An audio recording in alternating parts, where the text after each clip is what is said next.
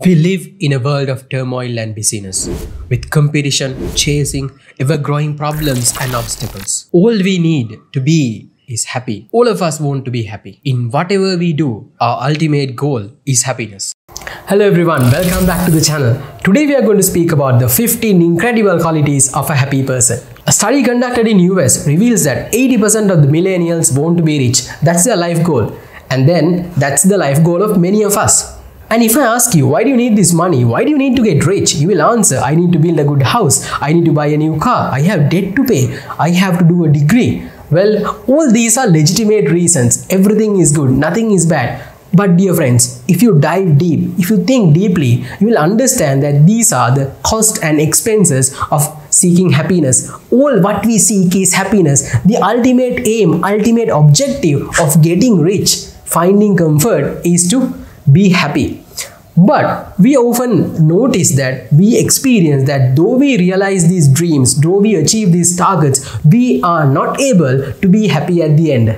So therefore, let's try to investigate and see what are the real qualities of a happy person, or what are the qualities that we should cultivate in order to live a happy life. Happiness is the ultimate wealth, Lord Buddha. Number one is to be talented. Whatever you do in your life, you should have the necessary skills, talents, the skill set in order to do that work properly, in order to achieve the targets in that particular work, in order to go to the aims, in order to accomplish what you are given, in order to satisfactorily complete the task that you are given. All these require a set of skills, require a set of talents that you need to have. This doesn't mean that you should be born talent. You should acquire, you should develop the skills and the knowledge that you need in order to perform a task correctly. Today, the knowledge is at our fingertips. We are open to the whole world. We can gain and grasp the knowledge that we need very quickly today. And then today it is proven that everything can be learned. So every skill can be learned if you have the correct motivation, dedication,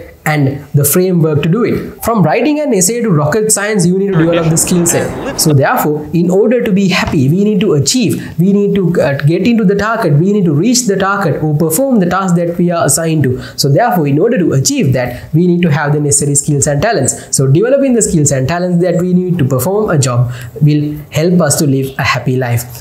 Second is to be straight. Being straight is to be trustworthy and honest. Let's assume that you are a businessman. In order to get clients, consumers, and a very good fan base audience, you need to be trustworthy. You need to perform the task that you are supposed to do. You need to provide the goods and services to the required standard and the quality. If not, you will not be accepted by people. You will be penalized by the society. So in order to be a reputed happy person, always we need to be straight. So being straight will enable us to win the acceptability of people, the respect of people, which in turn will make us happy. It doesn't mean that always you have to be accepted by people to become happy. But then if you are trustworthy, if you are honest, it will lead to be happy at the end. And then the third is to be more straight. When you go in front of the mirror, your conscience should say that you do what you say and you say what you do. So ultimately, you can lie to the whole world, but you can't lie to your conscience. If you are not conscious enough, if you are not committing what you are supposed to do, if you are not honest yourself, you should be ultimately unhappy. Lots of studies reveal that honesty has become a source of happiness at the end. Even if you are able to commit certain things in secret, at the end you will suffer for what you have done. So therefore, being more straight, be more honest yourself will help you to lead a happy life. Fourth is to be obedient. What do you mean by to be obedient? Obedient is getting the advices from the learned and those who know a particular field, those who are expert in a particular field. We are not aware of all the things around us. We are not aware of all the things what we should supposed to do. So therefore, we need mentors, coaches, teachers whom we can approach in order to get an advice, in order to get a coachship or a mentorship. So therefore, consulting your mentors, consulting wise people, consulting those who know about a particular subject and expertise will help us to get our things done properly and also to be happy at the end. Number 5 is to be soft-hearted. Soft-hearted means not to be harsh on people, especially if you are a leader. If you are leading a particular team, you have to be soft-hearted and understand the aspirations, you understand the perceptions of your team leaders in order to lead the team very wisely and in order to achieve a target in a proper given time. And also, being harsh will in return make you unhappy because you will feel that you are not good at people. So being soft-hearted enables us to win people. And next is to be humble.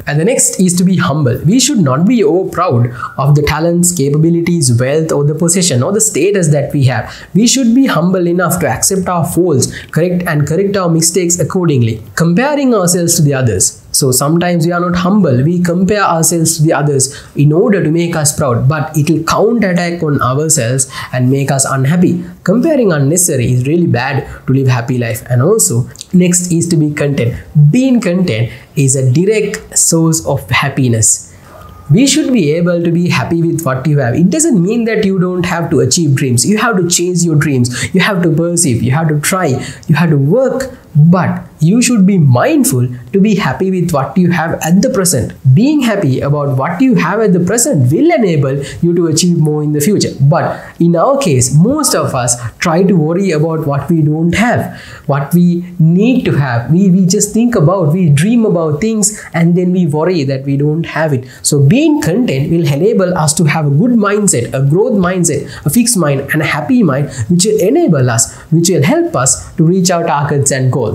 Number 8 is to be easily sustained. We are in a world which is rapidly changing, especially with the technology. 10th is easy beingness. Easy beingness is living a simple life. Living a simple life doesn't mean that you have to be die-hard minimalist. No, even if you have wealth and possessions, still you can lead a simple life. Simple life has to be approached in a different dimension. It is not rejecting the possessions, wealth, or the goods that we have. No, it's using them very mindfully, using them wisely without much attachment. And also sometimes we try to worry about the things which are not in our control. For an example, if you used to worry too much about the economy of your country, will that help you? No, because we have to do our part. If we worry too much of the environment, if it is out of our control, it will unnecessarily attack us, it will unnecessarily affect us and not do any benefit. It doesn't benefit us or the society. So therefore, what we can do is we can do our part and then not to worry about the external things which are out of our control. So easy beingness is reflected in not worrying about the things which are out of our control in the external environment. So easy beingness will indirectly help us to become happy, live happy, and also live healthy. The 11th one is to be virtuous. Being virtuous is doing good. Doing good what is good for you, what is good for the others, and what is good for both the parties. If you don't do good, it will directly affect your happiness, because we become happy, we be happy by doing something good to the others. Even if we are happy by doing something bad at that particular moment, it will reflect, it will echo, it will reverberate within ourselves, making us unhappy. By being virtuous and happy, you will be able to get the help of your community and you will be praised as a good person in your community. Since we are social beings, since we are in a society, being virtuous means that we have to have a good control of what we do and what we say. Sometimes the words that we put out will harm another person and it will affect us very badly. We'll lose our relationships, we'll lose the team members, we'll not be able to keep the integrity of our organization. So a simple word can harm us tremendously. So therefore, leading a virtuous life and approaching people in a very good, very nice and a very gentle manner will help us to be happy at the end. 12th is rise to occasion. Rise to occasion is doing the right thing at the right time. It is also reflect the grabbing of opportunities when they arise. In order to live in the world as a successful person, even if you are not doing a business, identifying the correct opportunities, identifying the right time, right place is very essential. So if you don't understand, if you don't identify the right things, if you don't rise to the correct occasion, if you don't do things right at the proper time, what will happen? It will always counterattack on ourselves as a worry, a grief, and then a lament, which will cause us unhappiness. So therefore, if you want to be happy, if you caught the happiness in your life, try to rise to the occasion, identify the opportunity. If they miss, it doesn't matter, but then it is our duty as a person who is willing to be happy to understand the correct opportunities and rise to action and do the right thing at the right time. Next is non-aggressiveness. Non-aggressiveness has a direct impact on our happiness. Being aggressive, being harsh will be a killer of happiness. If we are harsh to people, if we are aggressive, before they hurt the others, it will hurt us. I have done a separate video on how to manage anger. Click on this card to check that video. Not unnecessarily attaching yourself to people and to groups. sometimes we are unnecessarily attached to our family, our groups, our teams, our members, our friends, and it will affect us very badly. We have to understand that each individual is separate. They are diverse. We can't expect another person to act in the same way we want them to be, because they have their own life, they have their own way of thinking. We cannot format, we cannot manipulate a person totally. So what we can do to be happy is to accept their being, accept their way of behavior, accept how they are, and to be happy. So the acceptance will lead to happy, and the unnecessary attachments will lead us to unhappiness. The last one, the final one, is not getting blamed from wise people. This means you have to develop a code of conduct which is good. It doesn't mean that you have to always do what the others say. No, it's not that. But as social beings, we know how to act, how to approach, how to win the hearts of the others.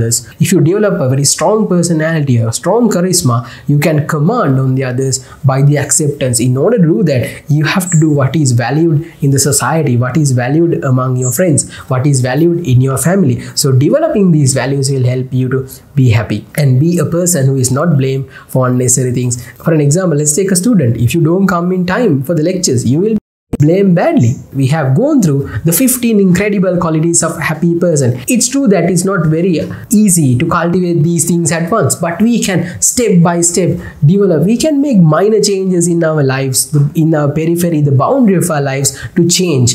So these little changes will add up to a massive improvement. So therefore, dear friends, let's try to cultivate these 15 items in our lives. It will help us to be happy, which is the ultimate goal we seek, the ultimate objective what we want in our life, the happiness. Well, if you have enjoyed this video, you may also like this video over here. Please take that video and leave a comment of what you feel, and I'll be there to reply. So then let's meet in the next video.